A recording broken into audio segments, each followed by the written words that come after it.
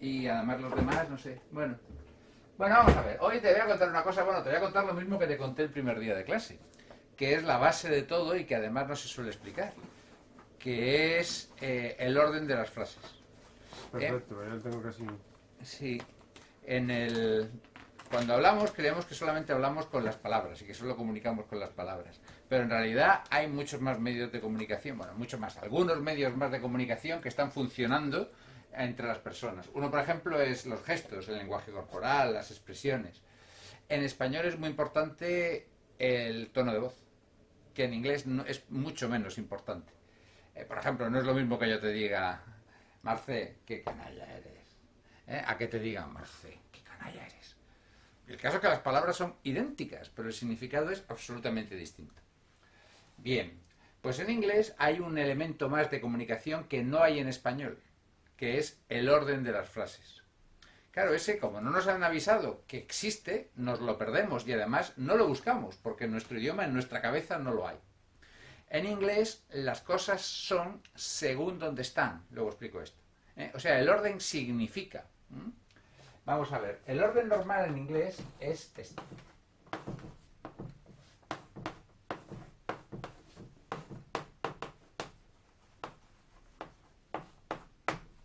Sujeto, verbo, objeto indirecto, objeto directo y circunstanciales.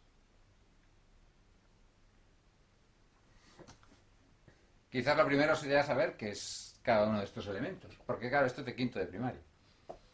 Entonces, pues ya se nos habrá olvidado. El verbo es la acción, es la palabra que indica lo que se hace. Es el corazón de la frase, es lo más importante. O sea, ellos duermen, pues es duermen. Nosotros estamos jugando, pues estamos jugando. Bien, el sujeto es quien hace el verbo. El objeto indirecto es a quién o para quién van las cosas. O sea, esa acción al final a quién llega, quién es el que gana o pierde en la frase. O sea, si te digo, porque te doy un 100 euros, pues tú eres el que gana. Pero si te pego un tortazo, tú eres el que pierde, pero al final la cosa llega a ti. El objeto directo es la cosa que llega, la cosa que se mueve. Y los circunstanciales pues son pues todo lo que hay en el entorno, por la mañana, por la tarde, rápidamente, buenamente, ¿sabes? Mira, el objeto directo y el objeto indirecto, que es lo más difícil de comprender, se puede ver con los nombres. O sea, los nombres nos tienen que ayudar. No son una cosa más que haya que estudiar. ¿Por qué se llama objeto indirecto y objeto directo? Vamos a representar una frase. La frase que vamos a representar es: Marcelino le da la tiza a Fernando. Toma. Marcelino le da la tiza a Fernando. Esa la vamos a representar. Yo que tengo un mando de distancia, cuando hago play, tú empiezas a ejecutar la frase. Y si yo le digo al stop, pues tú la paras. Bien, entonces, Marcelino le da la tiza a la frase stop. ¿Qué es lo primero que has hecho? Lo primero. Hoy, aparte de oírte. Sí, no, espera, vamos a ver, es que vamos a hacer otra vez, es que ya la tenías. Aquí Vale, está. Vale, entonces, Marcelino le da la tiza a la frase, play. ¿Qué es lo primero que has hecho? Cogerlo. Luego, tu acción de darle la tiza a Fernando ha caído directamente sobre la tiza. O sea, lo primero que ha caído es en el objeto directo, que es la tiza. Play.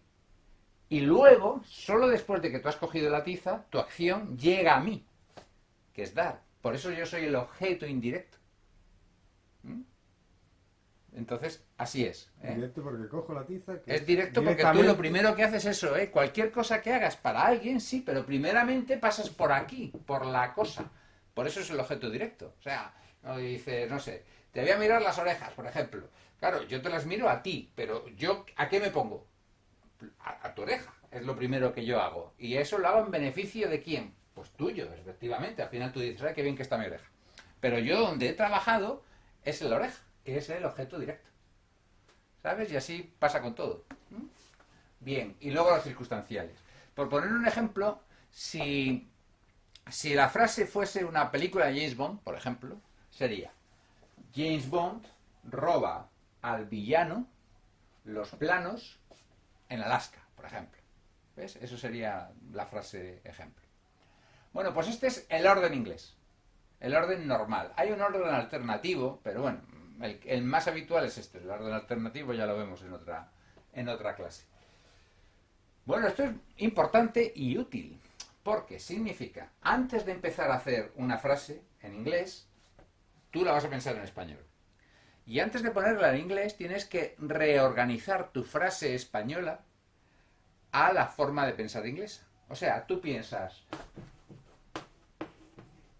me lo dijo Adela. Casi todo el mundo, cuando se pone a hablar en inglés, empieza a sustituir una palabra española por una palabra inglesa. Así ya está, automáticamente. Pero es que eso no funciona, porque hay un elemento que es el orden, que es distinto en inglés que en español. O sea, tu orden español puesto en inglés puede sustituir significar cosas distintas que si lo pusieras en orden inglés. Entonces, si dices me lo dijo Adela y te pones a sustituir, sería me it told Adela. ¿No? Si un inglés ve esto, lo que piensa es que yo se lo dije a Adela. Más o menos, ¿eh? Lo ve rarísimo, ¿no? Pero como en inglés las cosas son según donde están, si me está aquí, me debe ser el sujeto. Así que un inglés lo va a sustituir por un yo. Y si Adela está aquí, tiene que ser el objeto directo o indirecto, porque está aquí a la derecha del verbo, ¿ves? El godne es el verbo. Hola, por eso por ahí. Hola.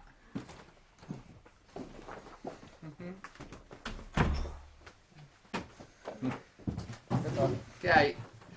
Pues el límite, la bisagra, es el verbo. Entonces eso en inglés no va a ser así. Esto tienes que rehacerlo al orden inglés, que es sujeto. Me lo dijo Adela, ¿cuál es el sujeto? Vale. El verbo es dijo. El objeto indirecto. Este indirecto a lo. No, es a a mí, quién o para quién. mí, A mí. Este es el objeto indirecto. Y el lo es el objeto directo. Eso es. Luego esta frase pensada en inglés sería Adela dijo me lo.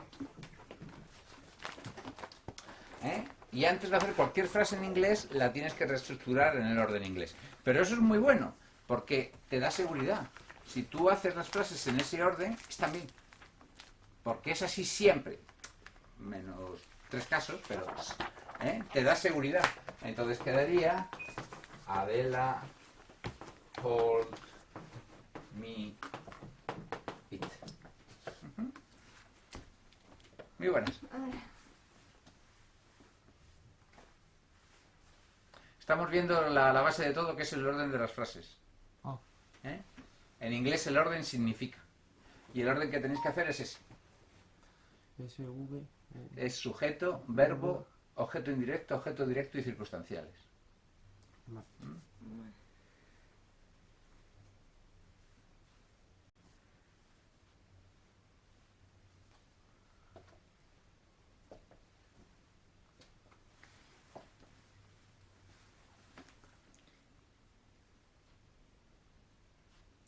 ¿Funcionó la cámara? Ahí está puesta. Pero cargó y esas cosas, ¿no? Sí, sí, sí. Ahora mismo está, supongo, creo que está grabando. Es que te tengo el mío, pero me he dado cuenta que es muy bajito. Ajá. Es más gordo, pero es muy bajito. Los números, ajá, ya veo.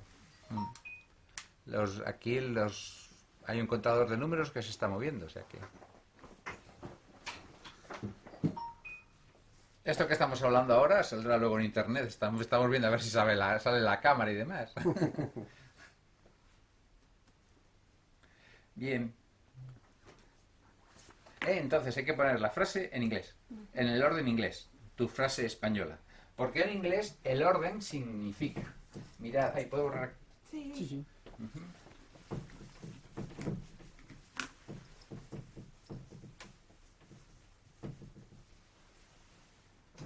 Mirad esta.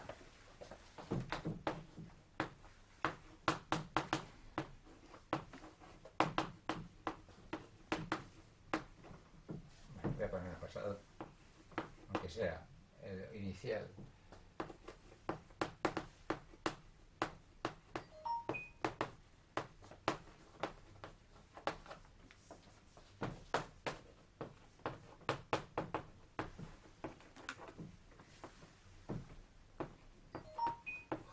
Justamente cuando estamos grabando, alguien venga a mandarme mensajes. Quizás sean los otros que tenían que venir y que todavía no están aquí. que están, "Oh, ya llego, lo siento, no puedo, en fin. ¿Eh? O no tengo ganas de dar una clase en sábado por la mañana. Bien, veis que las frases de arriba y la de abajo es exactamente la misma. Sí. Menos por el orden. Las palabras son iguales. ¿Mm? El rey dio los prisioneros, los perros, lo he puesto así ahora, ¿no? Vale, vamos a ver. Gave es el verbo. Sí. Como las cosas en inglés son según donde están, the king, que está aquí, debe ser el sujeto. En español no, en español tú puedes poner la frase como quieras. Sí. ¿Sabéis? Llevé a Luis al cine llevé a Luis, yo llevé a Luis al cine. ¿Sabéis? Voy con Luis al cine voy con Luis. Lo podéis cambiar y, hombre, a veces algunas combinaciones suenan raras, pero todas están bien. Lo puedes decir de todas las formas. En inglés no es así. Entonces, the king tiene que ser por fuerza el sujeto. The prisoners, porque están ahí, tiene que ser por fuerza, es el objeto indirecto. Por cierto, fijaos que es prisoners, no prisioners, como en español. ¿Eh? No hay una I. Y the dogs debe ser el objeto directo, por estar donde está. ¿Y un circunstancial cuál sería? El circunstancial son las circunstancias que rodean a la acción, por la mañana, por la tarde, O sea, the dog rápidamente. in the park puede Por ser. ejemplo, eso es. Vale. Ahí está. El la de abajo, gave, eso es el verbo. The king debe ser el sujeto. Ahora the dog debe ser el objeto indirecto. ¿Os dais cuenta? He cambiado la palabra, pero como está en el mismo sitio, tiene que ser ahora el objeto indirecto. Y este tiene que ser por fuerza el objeto directo. Así que la frase de arriba significa: el rey dio a los prisioneros los perros. Luego este es un rey bueno que a los prisioneros le regala unos perros. No es verdad. Ah, ya lo has entendido. El rey dio, la de abajo sería el rey dio a los perros, porque ahora los perros es el objeto indirecto, a los perros los prisioneros. Luego es un rey malo que tira a los prisioneros a los perros para que se los coman. Luego, ¿veis? Las palabras son iguales, pero el significado es radicalmente distinto. Y lo único que he hecho ha sido hacer un cambio de orden. Bueno, pues eso en inglés pasa constantemente en muchas frases. ¿Notáis el A? Yo cuando lo he traducido en español he dicho dos As que en inglés no hay. Como determinantes, ¿no? Sí, pero no hay. No dice the king gave to the prisoners. Y no dice the king gave to the dogs. Ese A que ponemos en español, muchísimas veces en inglés no hace falta, la mayoría. Hay veces que sí, pero la mayoría no. ¿Cómo se dice te quiero en inglés? I love you. ¿Cómo se dice quiero a Pepita? I love you, Pepita. No, quiero a... No, I love Pepita. ¿lo notáis?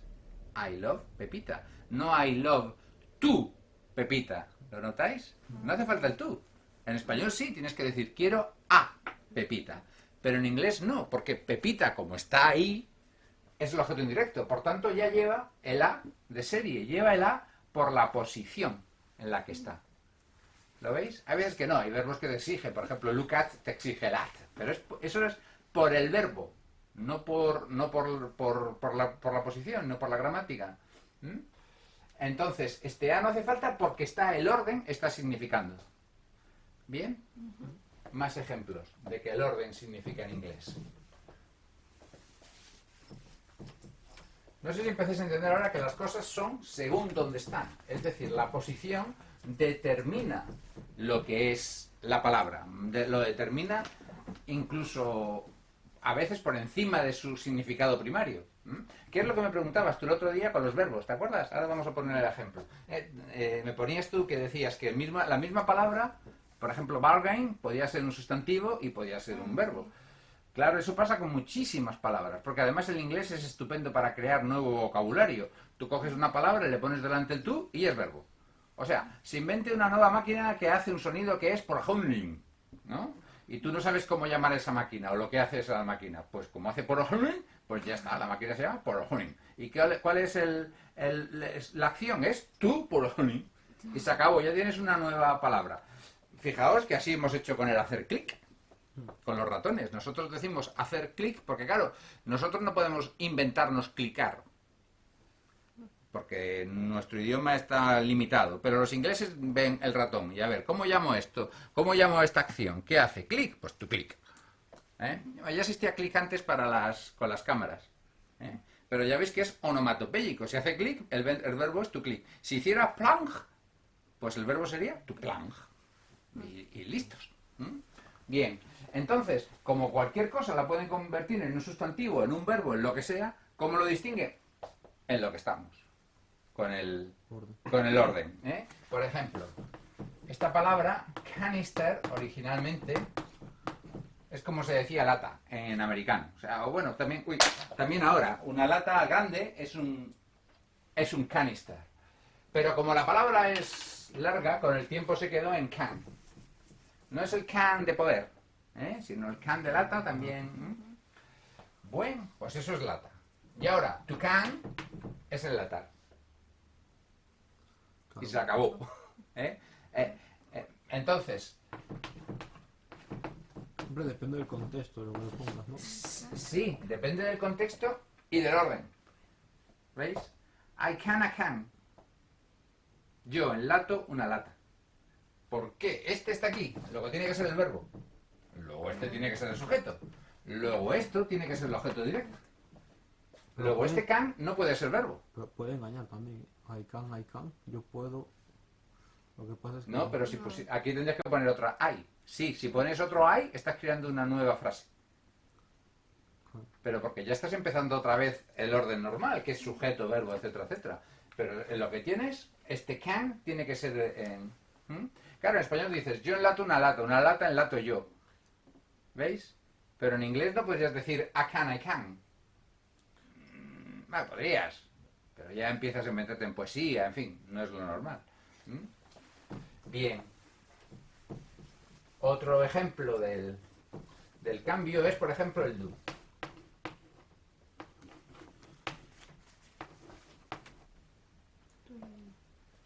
Ahí tenéis dos do's.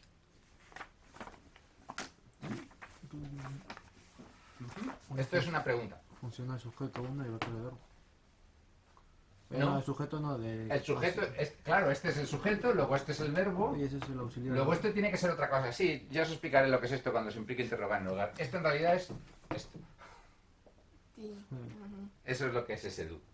Pero notáis ya, ese do es un verbo con su significado hacer cuando está en su sitio.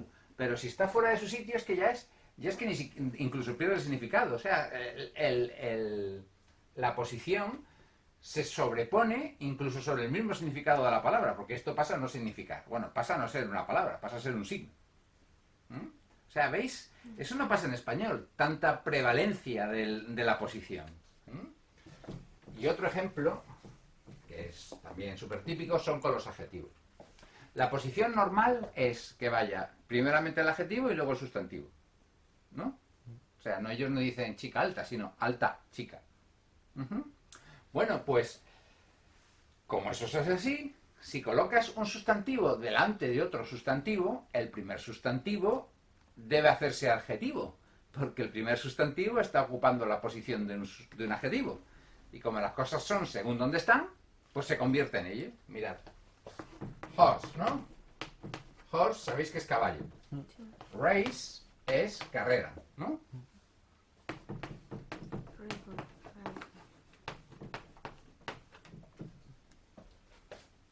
Horse race, eso es carrera de caballos. En inglés lo importante está al final. Así que aquí estamos hablando de una carrera. ¿De qué clase? Equina, caballil. ¿Lo veis? Este horse se convierte en adjetivo, entonces es una carrera de caballos. Nosotros lo tenemos que marcar con el de. Porque como el orden no nos lo dice, tenemos que hacerlo marcando con el de para hacer ese de caballos adjetivo. Y este es un caballo. ¿De qué clase? De carreras. ¿Veis? O sea que carrera de caballos o caballo de carreras. Palabras iguales. Significado distinto. Y solo por la posición. Nosotros, al no tenerlo de la posición, pues tenemos que marcarlo con otras palabras y otras cosas.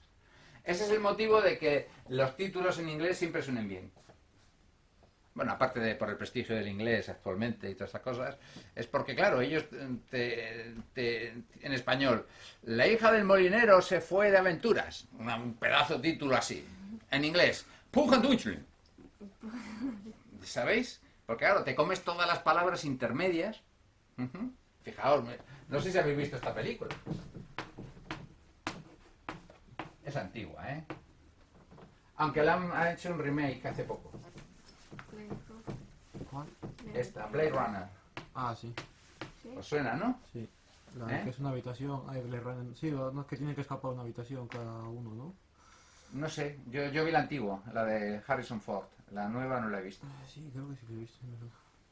Pues no la tradujeron ni antes ni ahora. ¿Y por qué? Porque claro, blade significa hoja, pero hoja de cuchillo, de navaja, una hoja de, no una hoja de árbol. Y runner es correr, ¿no? Run es correr y runner es corredor. Entonces esto sería hoja de, vamos a poner hoja de navaja, Correr. corredor. No tiene Claro. sentido. Sí, piénsalo en inglés. El hoja de navaja corredor, ¿qué es? Pues la hoja, una hoja. No, estás pensando en español. Tienes que pensar en inglés. Eso lo veremos en la siguiente clase. Hay que pensar en inglés. Esa es la clave de hablar inglés. Recuerda la posición. Lo importante está al final. ¿Tú de quién estás hablando? Del corredor. ¿Y de qué clase de corredor? De una hoja de navaja. Exactamente. Luego, has visto, ha cambiado tu cara. Ahora la acabas de comprender. Por eso quería hacer estos vídeos con alumnos. Porque es que la clase es auténtica. O sea, la traducción de esto sería algo así como el que corre por la hoja de la navaja. En español. Claro, en español sería algo así. Y la verdad es que es una imagen muy bonita. O sea, imaginaos a alguien que está corriendo por el filo, por donde la navaja corta. Veis que es una posición peligrosa y a la vez dinámica. Entonces, y esto es como llamaban Blade Runner, es como llamaban a un cuerpo especial de policía que se encargaba de capturar a robots escapados. Pero robots que eran iguales que humanos, eran androides y que tenían propiedades sobrehumanas. Sí, Ay, sentimientos y todo. sí. Eso es, sí. Sí, se va a sonar la película. Ajá. Esa es la Legión Robot, ¿no? Sí. No, no es eso. El caso es que, claro, era una posición, un trabajo difícil, y entonces es tan difícil como correr por el filo de una navaja. Pero claro, en español sería el que corre por la hoja de la navaja. Y en inglés, Blade Runner. Pero en inglés siempre lo hacen así, ¿no? En todas las películas. Claro. Por ejemplo, Dark Office, Oficina Oscura, Sí, ya está. por ejemplo, esa película, y también la de Fast and Furious. Sí, También pegan furioso y rápido, ¿sabes? Sí. Yo siempre me doy cuenta que le pegan ahí como... Claro. Con 2 palabras ya te dice casi todo lo que puede ir la película. eso es. Sí. Es que claro, si luego lo traduces al español, queda como muy... Como Claro. el discurso del rey en inglés, como era de... No me acuerdo de cómo se titula. The King's Speech, supongo. No sé. No, porque tiene otro nombre. No es, Ah. En la traducción se dice el discurso del rey, pero en inglés es que creo que es de King algo, Ajá. y tú lo escuchas y dices, joder, ya suena bien, pero es que luego en español el discurso del rey, pues... Claro, porque tienes que poner el y de. Entonces, en inglés aíslas las palabras clave, que son discurso rey. Claro, el discurso rey es el discurso del rey, pero es precisamente por eso, por la posición. Como Si Star pones Wars. discurso delante de rey, de discurso se convierte en un adjetivo. Como Star Wars. Como Star Wars, la que es la guerra de las estrellas. La guerra de las O las galaxias. guerras de la estrella, sí, porque no es de las galaxias, es Star Wars. Y la traducción es la guerra de las estrellas. La guerra de las galaxias. Sí, no la quisieron traducir así, pero vamos, sí. Por cierto, tanto es así que como los adjetivos, cuando se ponen delante, pierden su S, porque es un adjetivo. O sea, es las guerras de la estrella, pero traducimos por la guerra de las estrellas, vamos, traduciríamos. Y si fuese Galaxy Wars, traduciríamos por la guerra de las galaxias. Y es porque como es adjetivo, los adjetivos en inglés no llevan S, no hacen plural. Y por tanto, como es adjetivo, pues va en singular, ¿sabéis? O sea, se convierte en un adjetivo a todos los efectos. Por la posición en que está. Os pongo el último ejemplo de que el orden significa. Este ejemplo ya si no conocéis la estructura os va a parecer más raro, ¿eh? ¿Habéis oído hablar del hub causativo? ¿Os han enseñado en el instituto el hub causativo? No. Who and how? No, hub causativo. En la academia lo enseñamos como tener algo hecho. ¿Mm? Pero mira.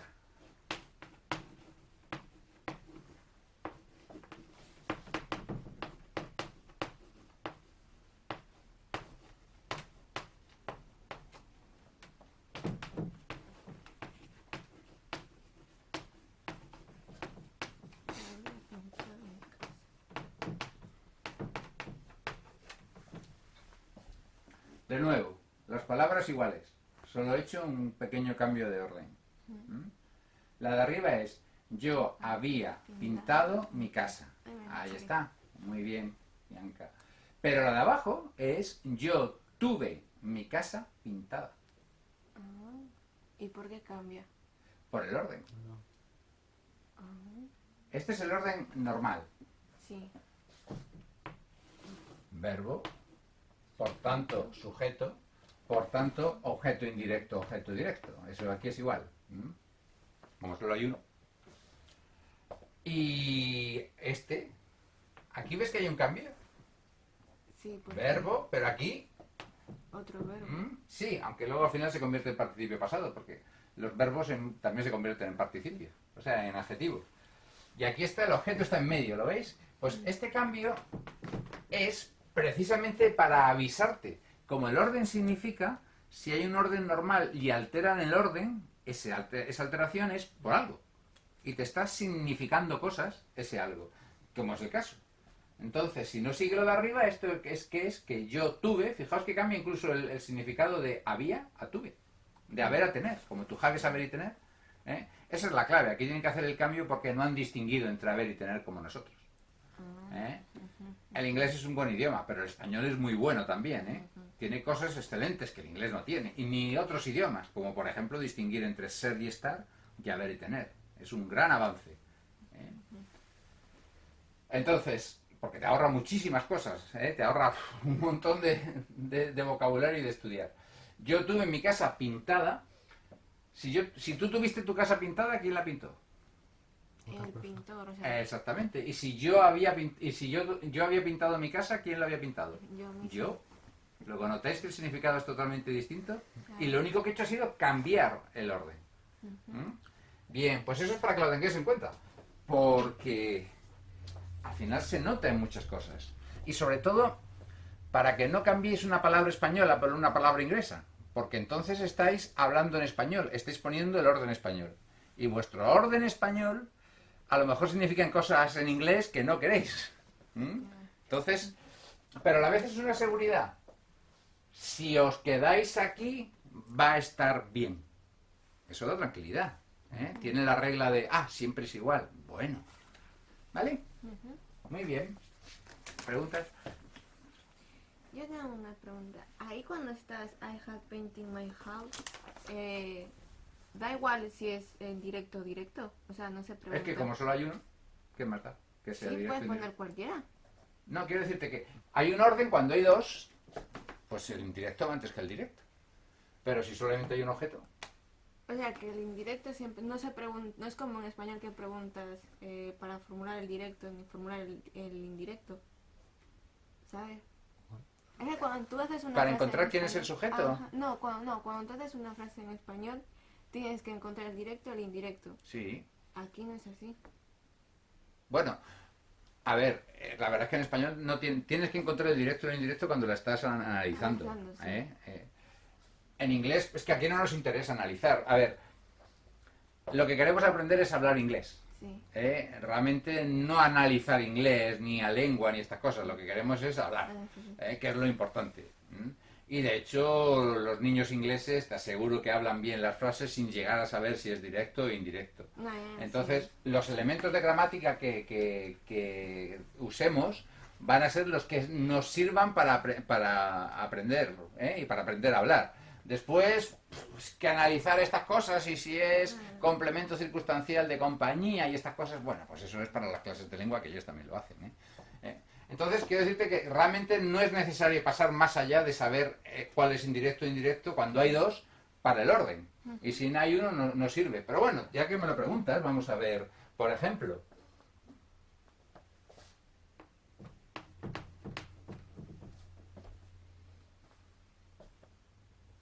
Esa queda muy rara, ¿eh? Pero bueno, sería así. Ahora yo pinté mi casa, la pinté yo, ¿no? ¿Pero por qué lo hice? Porque necesitaba pintarse. No, pero ¿para quién? ¿Por quién hice eso? Ah, Mira que he añadido el you. para tú. Claro, eso es, ¿eh? Tú vives en mi casa, te quejas de que, esta casa qué fea está, no quiero, la que está pintada de blanco y la quiero de rosa fosforito, ¿eh? Y bueno, yo al final dijo, bueno, vale, bien, pues nada, aunque es mi casa la voy a pintar de rosa de fosforito con lunares morados. Bien, lo hago. Y después, poco tiempo después, empiezas tú a meterte conmigo y esta cosa y te digo, hombre, pero después de que yo te pinté mi casa, o sea, yo pinté mi casa y lo hice por ti. ¿Ves el you? Vale. Entonces, al meter ese lo convertirías en objeto indirecto. Quedaría muy raro, de todas formas. Aquí lo normal sería decir for you, pero bueno. Sí, Pero pasa es que ya me estoy metiendo en el orden alternativo. Hay otro posible orden que se utiliza muy poco, que sería este. Bueno, ya que has sabido lo digo. El orden alternativo, que es que el orden alternativo es casi el nuestro, es objeto directo, preposición, objeto indirecto. circunstancial, ¿no? Y luego circunstanciales.